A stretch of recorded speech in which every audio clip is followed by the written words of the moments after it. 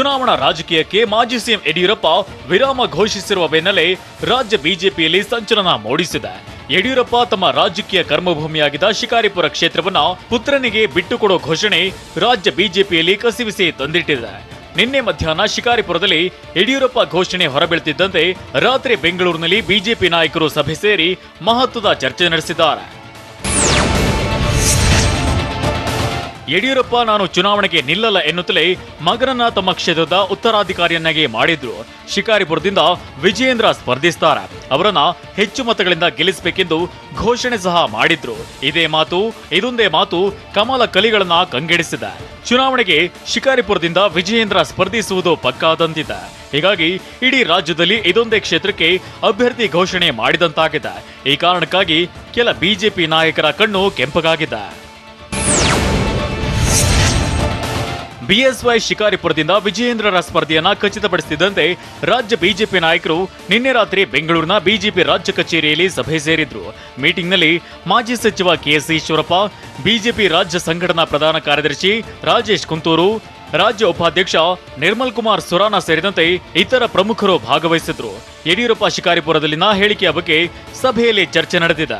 ಕ್ಷೇತ್ರಕ್ಕೆ ಪ್ರತ್ಯೇಕವಾಗಿ ಅಭ್ಯರ್ಥಿ ಘೋಷಣೆ ಎಷ್ಟರ ಮಟ್ಟಿಗೆ ಸರಿ ಎಂಬ ಪ್ರಶ್ನೆ ರಾಜ್ಯ ನಾಯಕರಲ್ಲಿ ಉದ್ಭವಿಸಿದ್ದು ಹಲವು ಹಿರಿಯ ನಾಯಕರಲ್ಲಿ ತಳಮಳ ತಂದಿಟ್ಟಿದೆ. ಬಿಜೆಪಿ ನಾಯಕರು ಸೇರಿದ್ದ ಸಭೆಯಲ್ಲಿ ಯಡಿಯೂರಪ್ಪ ಪುತ್ರನಿಗೆ ಕ್ಷೇತ್ರ ಬಿಟ್ಟುಕೊಡುವ ಹೇಳಿಕೆ ಬಗ್ಗೆ ಚರ್ಚೆ ನಡೆಸಲಾಗಿದೆ. ಬಿಎಸ್ವೈ ಹೇಳಿಕೆಯಿಂದ ಬಿಜೆಪಿ ರಾಜ್ಯ ನಾಯಕರಲ್ಲಿ ಆಂತರಿಕ ಆಕ್ಷೇಪ ಶುರುವಾಗಿದೆ. ಒಂದು ಕ್ಷೇತ್ರಕ್ಕೆ ಅಭ್ಯರ್ಥಿ ಘೋಷಣೆ ಎಷ್ಟು ಸರಿ ಎಂದು ಸಮಾಲೋಚಿಸಲಾಗಿದೆ. ಯಾಕಂದ್ರೆ ಒಬ್ಬರ ಹೆಸರು ಘೋಷಣೆ ಮಾಡಿದ್ರೆ ತಪ್ಪು ಸಂದೇಶ ರವಾನೆ ಆಗುವ ಸಾಧ್ಯತೆ ಇದೆ.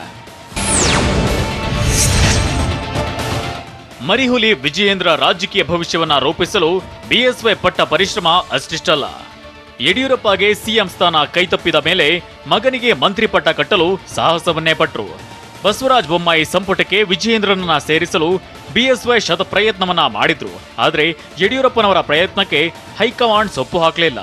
ವಿಜಯೇಂದ್ರ ಮಂತ್ರಿ ಪಟ್ಟಕ್ಕೆ ಹೈಕಮಾಂಡ್ ಗ್ರೀನ್ ಸಿಗ್ನಲ್ ಕೊಡದ ಕಾರಣ ಬಿಎಸ್ವೈ ಕಂಡಿದ್ದ ಕನಸು ನನಸಾಗಲಿಲ್ಲ. ಹೀಗಾಗಿ ಬಿಎಸ್ವೈ ಕ್ಷೇತ್ರ ಪದತ್ಯಾಗದ ನಿರ್ಧಾರವನ್ನ ಮಾಡಿದ್ದಾರೆ ಎನ್ನಲಾಗಿದೆ. 2018ರಲ್ಲಿ ವರುಣಾ ಕ್ಷೇತ್ರದಿಂದ ಸ್ಪರ್ಧಿಸಲು ಸಜ್ಜಾಗಿದ್ದ ವಿಜಯೇಂದ್ರ ಕನಸಿಗೆ ಕೊನೆ ಕ್ಷಣದಲ್ಲಿ ಬಿಜೆಪಿ ಹೈಕಮಾಂಡ್ ತಣ್ಣೀರು ಎರಚಿತ್ತು. ಇದಾದ ಬಳಿಕ ಬಿವೈ ವಿಜಯೇಂದ್ರಗೆ ಕೇವಲ ಬಿಜೆಪಿ ಉಪಾಧ್ಯಕ್ಷ ನೀಡಿದ್ದ ವರಿಷ್ಠರು ಮೂಗಿಗೆ ತುಪ್ಪ ಸವರಿ ಸುಮ್ಮನಾಗಿದ್ರು. ಇಲ್ಲೂ ಕೂಡ ಬಿಜೆಪಿ ರಾಜ್ಯ ಪ್ರಧಾನ ಕಾರ್ಯದರ್ಶಿ ಹುದ್ದೆ ನಿರೀಕ್ಷೆಯಲ್ಲಿದ್ದ ಬಿಎಸ್ವೈ ಮತ್ತು ವಿಜಯೇಂದ್ರಗೆ ನಿರಾಸೆಯಾಗಿತ್ತು. ಬಿಎಸ್ವೈ ಸಿಎಂ ಆಗಿದ್ದಾಗ ಉಪಚುನಾವಣೆಗಳಲ್ಲಿ ವಿಜಯೇಂದ್ರಗೆ ಮೇಲಿಂದ ಮೇಲೆ ಜವಾಬ್ದಾರಿ ವಹಿಸಿದ ಹೈಕಮಾಂಡ್ ಬಿಎಸ್ವೈ ಸಿಎಂ ಸ್ಥಾನದಿಂದ ಕೆಳಗಿಳಿದ ಮೇಲೆ ವಿಜಯೇಂದ್ರ ಹೆಚ್ಚು ಮನ್ನಣೆ ನೀಡಲಿಲ್ಲ. ಇದೆಲ್ಲವನ್ನ ಅಂದಾಜಿಸಿ ಬಿಎಸ್ ಯಡಿಯೂರಪ್ಪ ತೀರ್ಮಾನ ಘೋಷಿಸಿದ್ದಾರೆ ಎನ್ನಲಾಗಿದೆ. ಬಿಎಸ್ವೈರನ್ನ ಸಿಎಂ ಸ್ಥಾನದಿಂದ ಬಿಜೆಪಿ ಹೈಕಮಾಂಡ್ ಕೆಳಗಿಳಿಸಿತ್ತು. ವಯಸ್ಸಿನ ಕಾರಣದಿಂದ ಬಿಎಸ್ವೈ ಕಳೆದ ವರ್ಷ ಸಿಎಂ ಸ್ಥಾನಕ್ಕೆ ರಾಜೀನಾಮೆ ನೀಡಿದ್ರು. ಹೀಗಾಗಿ ಈ ವರ್ಷ ತಾವು ಗೆದ್ರು ಸಿಎಂ ಸ್ಥಾನ ಸಿಗಲ್ಲ ಎಂಬ ಖಚಿತತೆ ಬಿಎಸ್ವೈಗಿತ್ತು.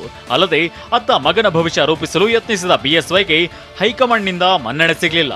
ಕಳೆದೊಂದು ವರ್ಷದಿಂದ ಬಿಜೆಪಿಯಲ್ಲಿ ನಡೆದಿದ್ದ ಇಷ್ಟೆಲ್ಲ ಆಂತರಿಕ ಬೆಳವಣಿಗೆ ಮತ್ತು ಪುತ್ರನ ಭವಿಷ್ಯ ಆಧರಿಸಿ ಬಿಎಸ್ವೈ ಚುನಾವಣಾ ರಾಜಕೀಯ ನಿವೃತ್ತಿ ನಿರ್ಧಾರವನ್ನ ತೆಗೆದುಕೊಂಡಿದ್ದಾರೆ ಎನ್ನಲಾಗಿದೆ. ಬಿಜೆಪಿಯಲ್ಲಿ ಪ್ರತ್ಯೇಕ ಹೆಸರು ಘೋಷಿಸುವ ಪದ್ಧತಿಯೇ ಪಕ್ಷದಲ್ಲಿಲ್ಲ. ಹಾಗಿರುವಾಗ ಬಿಎಸ್ವೈ ಹೇಗೆ ಘೋಷಣೆ ಮಾಡಿದ್ರು ಎಂಬಿತ್ಯಾದಿ ಚರ್ಚೆಗಳು ಬಿಜೆಪಿ ಸಭೆಯಲ್ಲಿ ನಡೆದಿದೆ. ಆದರೆ ಇನ್ನು ಕೆಲ ನಾಯಕರು ಯಾವುದೇ ರೀತಿ ಪ್ರತಿಕ್ರಿಯಿಸದೆ ಮೌನವನ್ನ ಕಾಯ್ದುಕೊಂಡಿದ್ದಾರೆ. ಉಳಿದ ಕ್ಷೇತ್ರಗಳಲ್ಲೂ ಅಭ್ಯರ್ಥಿ ಘೋಷಿಸಿ ಎಂಬ ಕೂಗು ಏಳುವ ಸಾಧ್ಯತೆ ಇದೆ. ಯಡಿಯೂರಪ್ಪ ಚುನಾವಣಾ ರಾಜಕೀಯದಿಂದ ನಿವೃತ್ತಿ ಪಡೆಯುವ ಘೋಷಣೆ ಬೆನ್ನಲ್ಲೇ ಪಕ್ಷದಲ್ಲಿನ ಕೆಲ ಹಿರಿಯರಿಗೆ ತಳಮಳ ತಂದಿಟ್ಟಿದೆ. ಕಳೆದ ಚುನಾವಣೆಯಲ್ಲಿ ಯಡಿಯೂರಪ್ಪಗೆ ವಯಸ್ಸಾಗಿದ್ರೂ ಟಿಕೆಟ್ ನೀಡಿದ ಕಾರಣ ಅವರ ಕಡೆ ಬೆರಳು ತೋರಿಸಿ ಕೆಲವು ಹಿರಿಯ ನಾಯಕರು ಟಿಕೆಟ್ ಗಿಟ್ಟಿಸಿಕೊಂಡಿದ್ರು.